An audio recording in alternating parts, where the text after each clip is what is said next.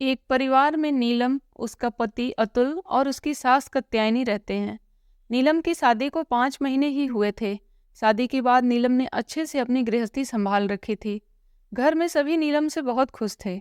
नीलम की एक छोटी ननद थी, प्रीति। प्रीति को अपने साथ पढ़ने वाले लड़के योगेश से प्रेम हो गया था। योगेश के घर वालों को शादी की जल्दी थी, इसलिए प्रीति की शादी अतुल की शादी से 2 महीना पहले ही कर दी गई थी। योगेश ऑफिस के काम से कुछ दिनों के लिए शहर से बाहर गया हुआ था, इसलिए प्रीति ने सोचा कुछ दिन मायके में रह आती हूँ। नीलम और अतुल की शादी के बाद प्रीति 20 दिन मायके में रहकर गई थी। दोनों ननद भाभी में अच्छी दोस्ती हो गई थी। प्रीति मायके आ गई, उसे मायके आए 8 दिन हो गए। इन 8 दिनों में दोनों ननद भाभी ने खूब शॉपिंग की, मूवी देखने भी गई और बहुत एंजॉय किया। कात्यायनी भी ननद भाभी का प्रेम देखकर बहुत खुश थी।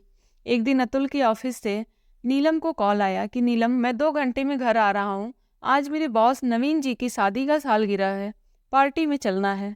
सॉरी यार, उन्होंने मुझे 2 दिन पहले ही इनवाइट कर दिया था, पर ऑफिस के काम से मैं तुम्हें बताना ही भूल गया। प्लीज़ तुम अच्छे से तैयार रहना। नीलम ने कहा, अतुल तुम्हें पहले से बताना था। खैर छोड़ो, मैं तैयार हो जाऊंगी। फोन रखने के बाद नीलम सोचने लगी, अभी 2 बजे हैं, आईब्रो भी बड़ी हुई है, हाथों पर वैक्स भी नहीं किया हुआ है। क्या करूं? सबसे पहले कौन सी साड़ी पहननी है यह देख लेती हूँ। नीलम अलमारी से साड़ियाँ देखने लगी। तभी प्रीति भी कमरे में आ गई। प्रीति को देख नीलम ने उसे सारी बात बताई। प्रीति ने कहा, भाभी आप चिंता मत करो, मैं एक पार्लर वाली को जानती हूँ, उसे घर आने को कह देती हूँ। नीलम ने कहा, ठीक है। प्रीति ने पार्लर वाली को कॉल कर दिया। नीलम ने अलमारी से एक लाल रंग की सिल्क की साड़ी निकाली, जो बेहद ही खूबसूरत थी। प्रीति ने कहा, भाभी यह साड़ी बहुत अच्छी लग रही है। नीलम ने कहा, हाँ, यह साड़ी मेरी मम्मी की है, उन्हें यह साड़ी बहुत पसंद थी। मम्मी के गुजर जाने के बाद उनकी यह साड़ी मैं ले आई। जानती हो, इस साड़ी को देखकर मुझे एहसास होता है कि मेरी माँ मेरे आसपास है। मैं आज यही साड़ी पहनूंगी। नीलम को साड़ी पर सिलवट दिखाई दी तो वह साड़ी प्रेस करने लगी। तभी पार्लर वाली आ गई। प्रीति ने यह देखकर कहा, भाभी साड़ी मैं प्रेस कर देती हूँ, आप अपना देख लो। नीलम ने कहा, ठीक है। नीलम ने सोचा पहले फेशियल करवा लेती हूँ, फिर वैक्स करवा लूंगी, अभी तो समय है। नीलम फेशियल करवाने लगी और प्रीति साड़ी प्रेस करने लगी। वह प्रेस करते करते बातें भी कर रही थी। अचानक से प्रीति का फोन बजा। वह फोन योगेश का था। प्रीति ने प्रेस को खड़ा करके रख दिया और बाहर चली गई बात करने। उधर नीलम आंख बंद किए बैठी थी और पार्लर वाली पैर पर वैक्स करने में व्यस्त थी। तभी जलने की बदबू आई। नीलम ने देखा उसकी साड़ी जल रही थी। प्रीति को जैसे ही बदबू आई तो वह फोन रखकर कमरे में आई और बोली, भाभी कुछ जल रहा है क्या? नीलम के हाथ में साड़ी थी और आंखों में गुस्सा। प्रीति को देख उसने गुस्से में एक जोरदार तमाचा जड़ दिया। प्रीति तिलमिला गई। पार्लर वाली सहमी सी खड़ी तमाशा देख रही थी। इस थप्पड़ की गूंज पूरे घर में गूंज रही थी। घर में तूफान आ गया था। पार्टी में जाना तो दूर की बात, अब पार्लर वाली चुपचाप चली गई।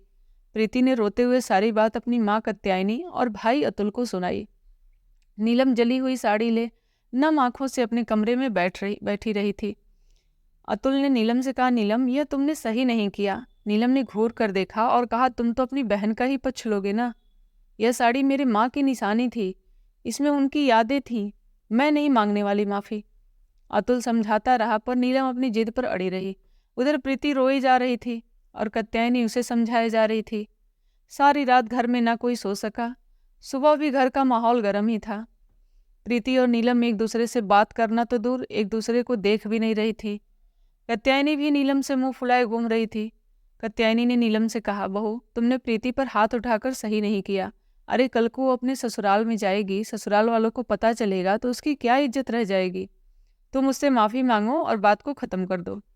नीलम ने कहा, माँ जी, प्रीति के कारण मेरी माँ की साड़ी जल गई, उस साड़ी में मेरी जान बसती है, मैं माफ़ी नहीं मांगूंगी क्योंकि मैं गलत नहीं हूँ। प्रीति की जगह मेरी बड़ी बहन भी होती तो भी मैं ऐसा ही करती।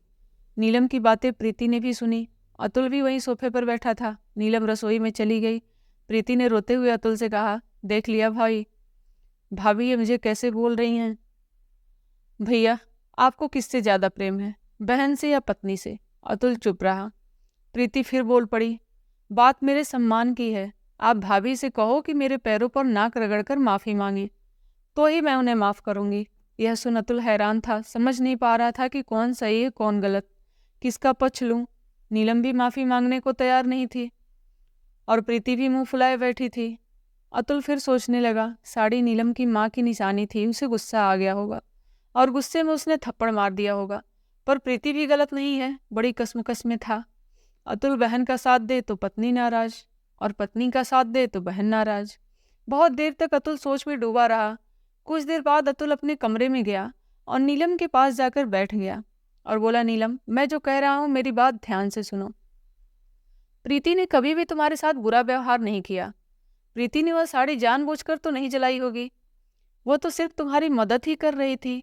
फोन आ गया तो प्रेस खड़ी करके वहां से बाहर बात करने चली गई। इतने में प्रेस साड़ी पर गिर गई और साड़ी जल गई। क्या इसमें प्रीति की कोई गलती है? तुमने गुस्से में उसे पार्लर वाली के सामने थप्पड़ दे मारा। क्या तुमने सही किया? फिर अतुल उठकर चला गया। कुछ देर बाद प्रीति हाल में बैठे भाई अतुल और माँ कात्यायनी के पास आई और बोली, माँ, सुबह नाश्ता करने के बाद मेरी घड़ी नहीं मिल रही है। मैंने तो वह उतार कर टेबल पर ही रखी थी, क्या आप दोनों ने देखी है? कात्यायनी ने कहा, नहीं, मैंने तो नहीं देखी। अतुल ने भी कहा, मैंने भी नहीं देखी। प्रीति ने कहा, पता नहीं कहाँ रख दी। वह घड़ी पापा ने मुझे पिछले जन्मदिन पर दी थी। वह पापा के दिया हुआ गिफ्ट मेरा जन्मदिन का आखिरी तोहफा था। प्रीति बेचैन सी होकर घड़ी ढूंढने लगी, पर घड़ी कहीं नहीं मिली। कात्यायनी ने कहा, बेटा, मैं जानती हूँ वह घड़ी तेरे लिए बहुत अहमियत रखती है। तेरे पापा अब इस दुनिया में नहीं हैं, वह उनका आखिरी तोहफा था। मिल जाएगी, चिंता मत कर। प्रीति कमरे में बैठी थी, तब अतुल उसके पास आया और बोला, एक बात पूछूं? तुझे घड़ी नहीं मिली तो तू इतनी बेचैन हो गई। अच्छा, अगर तुझे पता चले कि किसी के हाथ से वह घड़ी गिर कर टूट गई है तो तू क्या करेगी? प्रीति ने गुस्से से कहा, मैं उसे शायद मार ही दूं। अतुल ने कहा, तो जली साड़ी को देखकर सुमन के भी मन में यही विचार आया होगा और गुस्से में उसने थप्पड़ मार दिया। उसके लिए भी वह साड़ी कीमती थी जैसे तुम्हारे लिए यह घड़ी है। अतुल ने जेब से घड़ी निकालकर प्रीति को दे दी। प्रीति चुपचाप बैठी रही। उधर कमरे में बैठी सुमन सोच रही थी, अतुल ने सही कहा, प्रीति ने जानबूझकर तो साड़ी नहीं जलाई। मुझे गुस्से में आकर उसे थप्पड़ नहीं मारना चाहिए था, और वह भी उस पार्लर वाली के सामने। मुझे अपने गुस्से पर काबू रखना चाहिए था। सच में गलती तो मैंने की है। सुमन प्रीति के कमरे में गई, पर प्रीति कमरे में थी नहीं। तो क्या घर में कहीं भी नहीं थी प्रीति? सुमन को लगा कहीं प्रीति गुस्से में घर से ससुराल तो नहीं चली गई। वह बेचैनी से टहलने लगी। कुछ देर बाद प्रीति घर में आई। दोनों ने एक दूसरे को देखकर कहा, मुझे कुछ कहना है। फिर दोनों ने एक साथ सॉरी बोला। सुमन ने कहा, गलती मेरी थी, मुझे गुस्से में तुम्हें थप्पड़ नहीं मारना चाहिए था, मुझे माफ़ कर दो प्रीति। प्रीति ने कहा, भाभी, गलती मेरी भी थी, मुझे लापरवाही नहीं करनी चाहिए थी। पापा की दी हुई घड़ी गुम हो जाने के बाद मुझे एहसास हुआ है कि वह साड़ी आपके लिए कितनी अनमोल थी। शायद ये आपकी जगह मैं भी होती तो शायद जज्बातों में ऐसा ही कर देती। फिर प्रीति ने एक गिफ्ट सुमन को दिया और कहा, भाभी, इसे खोल कर देखो। सुमन ने पैकेट खोला तो उसमें वही जली हुई लाल साड़ी थी जिस पर उसने पैच वर्क करा करके सही करवा दिया था। सुमन यह देखकर खुश हो गई और बोली, तुमने इसे सही करवा दिया? Thank you. गुस्से में यह भी मैं भूल गई थी कि इसमें रैफू या पैच में करवा सकती हूँ। कात्यायनी ने दोनों को देखकर कहा, चलो, तुम दोनों को समझ तो आया। मैं तुम दोनों से इतना ही कहूँगी कि गुस्से में ऐसा कोई काम या मुंह से ऐसी बात नहीं निकालनी चाहिए जिससे संबंध खराब हो और बाद में पछताना पड़े। अतुल ने भी हंसते हुए कहा, चलो, माँ और मेरा आइडिया काम तो आ गया और यह झगड़ा सुलझ गया। सुमन और प्रीति दोनों ने एक दूसरे को गले से लगाया और प्रीति ने मुस्कुराते हुए अतुल से पूछा, भैया, आपको किससे ज़्यादा प्रेम है, पत्नी या मुझसे? अतुल ने कहा, मुझे अपने आप से प्यार है।